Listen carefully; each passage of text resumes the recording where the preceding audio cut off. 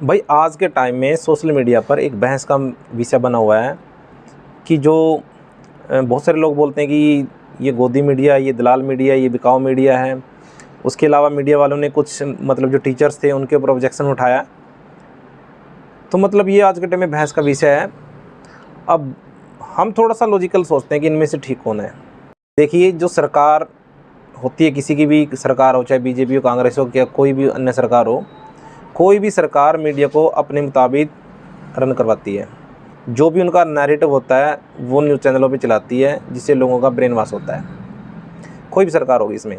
उसके अलावा हम बात करते हैं जो टीचर्स हैं, जो कोचिंग देते हैं, जो आपके बच्चे को रातों रात IAS IPS मतलब JEE नीट वगैरह पता नहीं क्या क्या सपने दिखाते हैं हमें। तो मतलब ये भी बच्चों का ब्रेन वॉश करते हैं। और ये बच्चों का नहीं, ये जो भी मतलब उनके पेरेंट्स होते हैं उनको भी धोखे में रखते हैं। अब इसका एक एग्जांपल लीजिए। खान सर ने एक एडवर्टाइजमेंट चलाई थी कि इसके इंस्टीट्यूट से जो 963 IAS ऑफिसर की लिस्ट लगी थी, उसमें से 600 कुछ इन्होंने बताया था कि मेरे इंस्टीट्यूट से यहाँ से पढ़े हैं।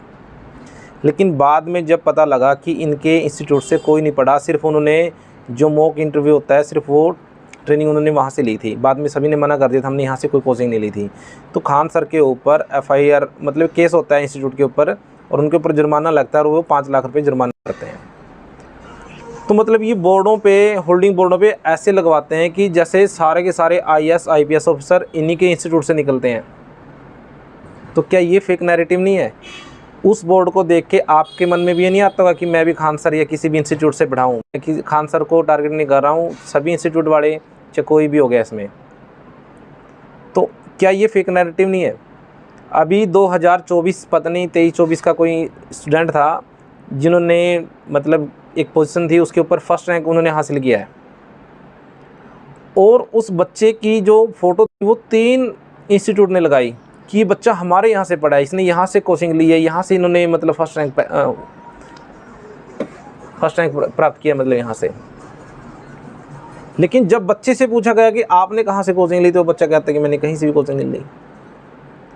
अब ये कैसे मतलब एक बच्चे की फ़ोटो कैसे लगा लेते हैं, इसके पीछे का भी रीज़न बताता हूँ। कोई भी व्यक्ति, कोई भी बच्चा अगर नीट में, JEE में IAS ऑफिसर कुछ भी बनता है, उसका रैंक 1, 2 या 10 भी आता है, तो ये सभी जो इंस्टीट्यूट होते हैं भाग के उस बच्चे से कॉन्टैक्ट करते हैं। फिर उसके साथ एक डील करते हैं कि हम आपको 5 लाख रुपये देते हैं, 10 लाख रुपये देते हैं कि आप ये बोल देना हमने आपके इंस्टीट्यूट से वहाँ से मतलब कोचिंग ली थी। तो फिर वो उस बच्चे की उसका फ़ायदा उठाते हैं, उसकी फ़ोटो लगा देते हैं।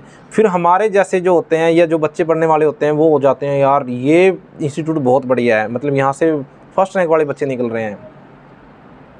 तो मतलब ये मैनिपुलेट करते हैं, लोगों का ब्रेन वॉश करते हैं। अब बात करते हैं जो एग्ज़ाम लीक होते हैं।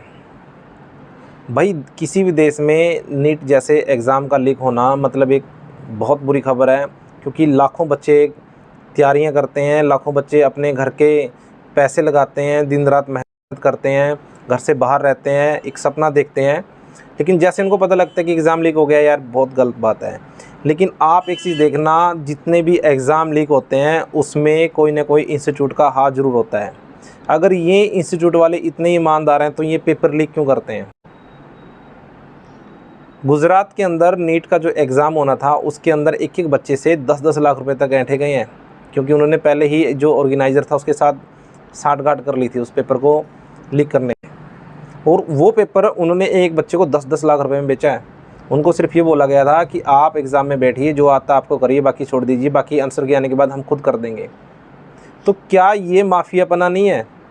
जो लोग मेहनत से वहाँ पे बैठे थे, जिन्होंने सारी साल मेहनत की, सिर्फ 10 लाख रुपए दे के एक बच्चा वहाँ पे टॉप कर जाएगा फिर? तो क्या ये माफियापना नहीं है? क्या इसके ऊपर हमें नहीं बोलना चाहिए? ऐसे ही मतलब बहुत सारे टीचर हैं। अब आप एक टीचर का पढ़ाने का तरीका देखिए कैसे पढ़ा रहे हैं, क्योंकि ऑनलाइन क्लास में जरूरी नहीं होता है कि लड़के होते हैं, लड़कियां भी होती हैं। आप देखिए उनका तरीका। रोड पे गाड़ी आज भगाएंगे, अरे मैडम बैठ तवेरा में। उसके बाद आप देखिए देश के जाने माने इंस्टीट्यूट में लड़कियां कैसे डांस कर रही हैं।